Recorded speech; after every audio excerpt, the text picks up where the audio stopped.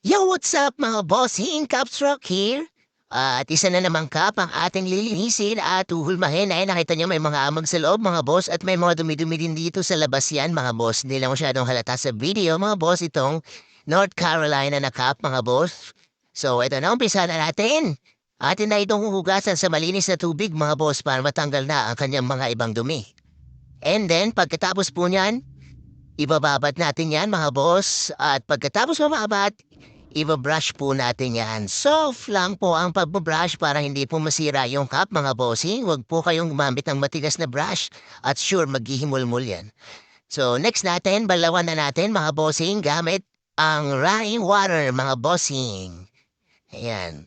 At ayan na, okay na, napatuyo ko na mga boss. Gagawin naman natin dito mga bossing. Bago natin hulmahin ay i-curve natin yan mga boss. Ito ang gamit nating steamer mga boss. Sa mga may gusto pong bumili ng ganyang speed steamer, medyo mahal po, 1,000 plus po yan. Isishare ko na lang sa inyo ang link na nakalagay sa aking ibang social media mga bossing. Ayan, so pinapainitan lang natin. Iniingatan ko lang yung sticker mga bossing. Yan, pinapainitan lang at pag na lumambot ng konti ang brim, ayan ang ating panghulma mga bossing, pang-curve. Ayan o, kita nyo?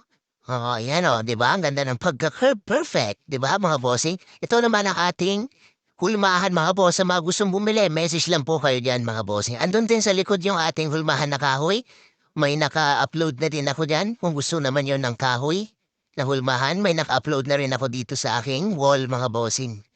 So ayan, steam-steam lang natin at pag okay na po, ay atin na itong i-sprayan mga bossing para maganda ang kanyang shape.